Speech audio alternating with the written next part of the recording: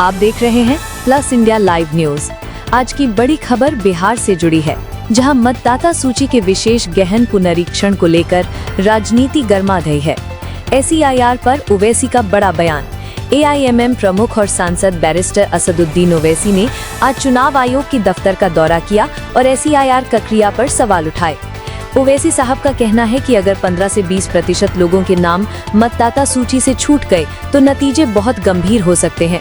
उन्होंने चेतावनी दी कि लोग सिर्फ वोट देने का हक नहीं खोएंगे, बल्कि उनकी नागरिकता और आजीविका पर भी असर पड़ सकता है।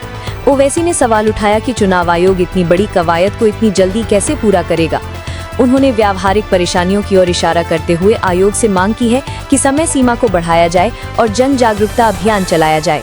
अब सवाल ये है कि क्या चुनाव आयोग इस प्रक्रिया में लोगों की सुविधा को प्राथमिकता देगा या फिर ये कवायद मतदाता अधिकारों को प्रभावित करेगी। बाद में हो उनके लिए बड़ी दिक्कत पेश आएगी और अगर नाम उनका नहीं आएगा तो फिर उनको वोट डालने का इख्तियार नहीं मिलेगा। और फिर ये जो एक्सरसाइज को इलेक्शन कमीशन खुद अपने उसमें नोटिफिकेशन में कह रहा है कि ERO और ERO सिटीजनशिप एक्ट 1955 में कॉम्पिटेंट अथॉरिटी को बोल सकता है। अब जिसका नाम नहीं आएगा वो तो अपना वोट भी खो देगा, उसकी लाइवलीहुड का भी उसको एक नुकसान हो जाएगा। तो ये सब बातें हमने उनके सामने रखी। बहुत देर तक हमारी मीटिंग हुई। उन्होंने अपनी बात को कहा, उन्होंने भी बताया हमको। अब ये हमारी आज की मीटिंग की ये वो माने मोटा मोटा ये जो हुआ। एक के बाद एक पहले मैडम को विपक्षी पार्टियां जो दूसरी है वो सुप्रीम कोर्ट पहुंच गई है इसी मुद्दे को लेकर। कह रही कि SIR जो है वो कहीं न कहीं इस वजह से भी किया जा रहा है ताकि बीजेपी को फायदा हो सके। वहाँ नोटिस इशू किया 10 तारीख के लिए। अब हमारी पार्टी में भी हम बैठ के बात करेंगे और इस पर क्या फैसला लेंगे, मगर हमारा एक ही है कि आप इतने कम टाइम में एक्सरसाइज कैसे कर पाएंगे। बहुत टाइम कम है। SIR में भाई जो लोग जो अपना एड्रेस चेंज कर लिए उनको क्यों आप पूछ रहे हैं बर्थ सर्टिफिकेट। माइग्रेशन होता है, अब क्या करेंगे वो लोग। मैं हैदराबाद में बैठा हूँ, तेलंगाना के मुख्तलिफ गाँव से हर मेरे ऑफिस को कभी 10 लोग कभी 20 लोग बिहार के आते हैं कि हम यहाँ पर लेबर हैं, बताओ हम क्या करना चाहिए। अब उनके पास पैसे भी नहीं है वापस जाने बिहार को। परेशानी वो होगी क्योंकि लॉ तो बोल रहा है कि उनको रहना पड़ेगा वहाँ पर। वो गए इसलिए कि बिहार में कुछ है ही नहीं, कोई सरकार ने उनका रोजगार का इंतजाम किया ही नहीं, तो मजबूरी उनकी है, बाहर बैठे हैं। तो ये सब प्रॉब्लम्स हमने ECI के सामने रखे। हमने कहा इसका तो आप सोल्यूशन निकालिए।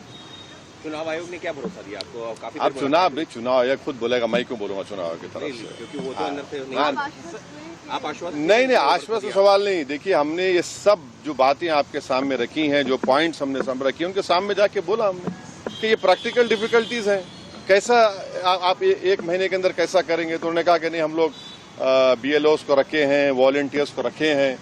तो ये है कि जल्दबाजी में अगर 15-20% लोगों के नाम भी मिस हो गए और फिर आप देखिए मिस जब हो जाएंगे तो उसका सिटीजनशिप का मामला हो जाएगा। ये तो आप वही तो आसाम का डिओटर हो जाएगा फिर।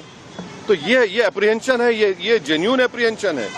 सर बिहार में कानून व्यवस्था को लेकर बांग्लादेशी रोहिंग्याओं को निकालने के लिए SIR है। अरे देखिए फिर 2024 में किसको वोट डालने दिया आपने? 24 में आपने वोट दिया, मैंने वोट डाला बिहार में। हमारा देखिए एक सिनारियो विजुअलाइज करिए आप लोग। अगर कोई लोकसभा के चुनाव में 20,000 वोट से हार गया कोई, और अभी SIR के बाद उसी के पार्लियामेंट सांसद में 20,000 कम हो गए, तो फिर वो क्या करेगा बेचारा? उसको राइट मिलना चाहिए। राइट तो रिकॉल तो हमारे पास नहीं है। तो इसीलिए हम कह रहे हैं हम SIR के खिलाफ नहीं है, आप टाइम दीजिए ना। विपक्ष कह रहा है। आप बने रहिए प्लस इंडिया लाइव के साथ। जल्द ही लौटेंगे अगली खबर के साथ। खबर के लिए चैनल को करें सब्सक्राइब। आप देख रहे हैं प्लस इंडिया लाइव न्यूज, जहां हर खबर सिर्फ खबर नहीं होती, हकीकत की दस्तक होती है।